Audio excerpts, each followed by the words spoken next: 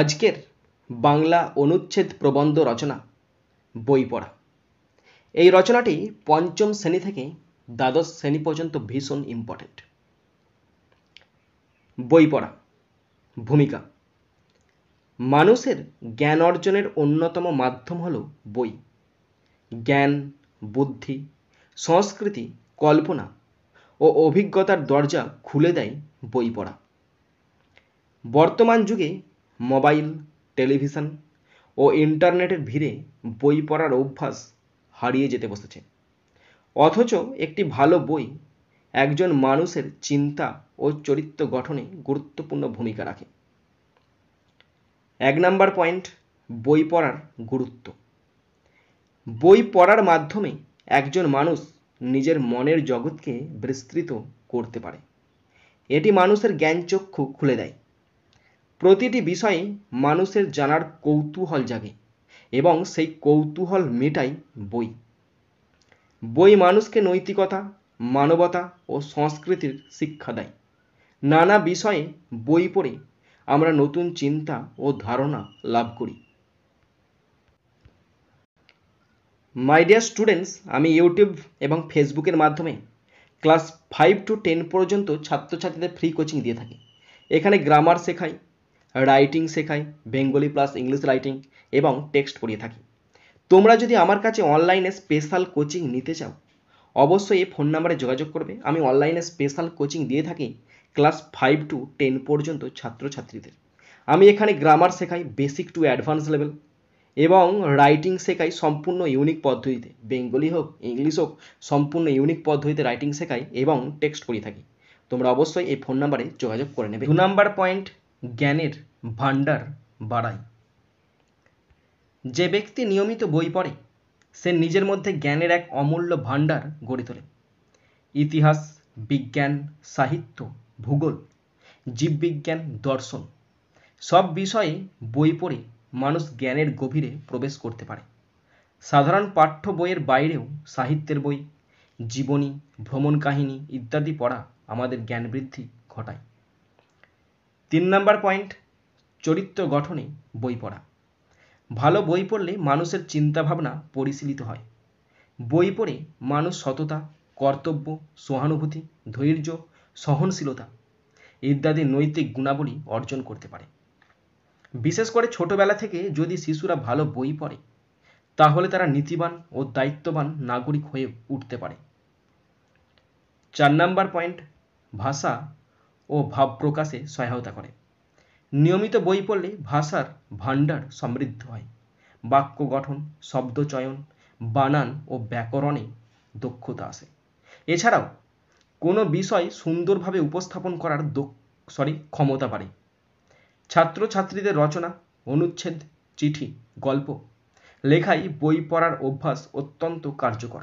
5 নম্বর point, একঘেয়েমি দূর করে, বিনোদন যোগায়। শুধু শিক্ষার জন্য নয়, বই পড়া একটি উৎকৃষ্ট বিনোদনও বটে। গল্প, উপন্যাস, নাটক, ভ্রমণ কাহিনী পড়ে পাঠক এক ভিন্ন জগতে প্রবেশ করে। এটি একঘেয়েমি দূর করে এবং মানসিক প্রশান্তি এনে দেয়। 6 নম্বর পয়েন্ট, স্মৃতিশক্তি ও মনোযোগ বৃদ্ধি করে।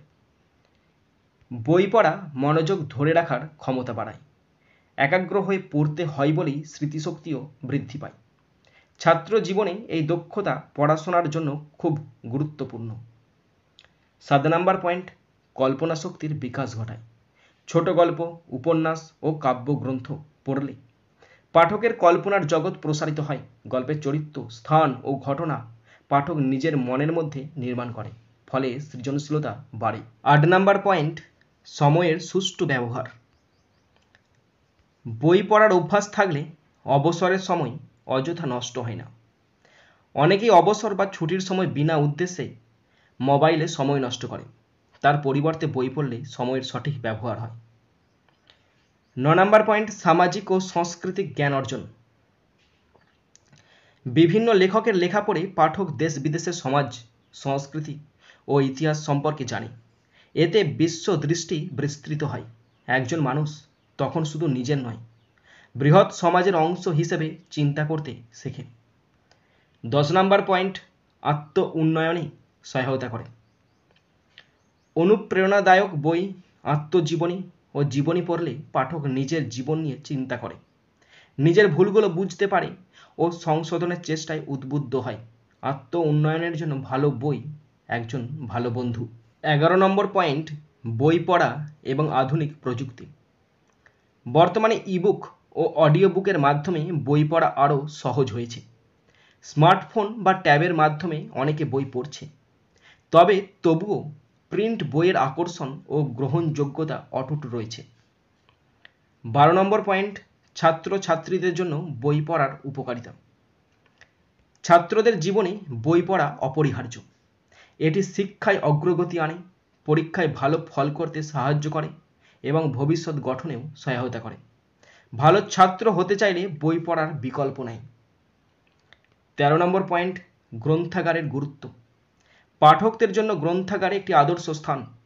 বিদ্যালয় ও এলাকাভিত্তিক পাঠাগার গড়ে তোলা গেলে বই পড়ার অভ্যাস বাড়বে। গ্রন্থাগারের বই ধার করে পড়ার অভ্যাস গড়ে তুলতে হবে। 14 নম্বর পয়েন্ট, বইমেলা ও পাঠাভ্যাস।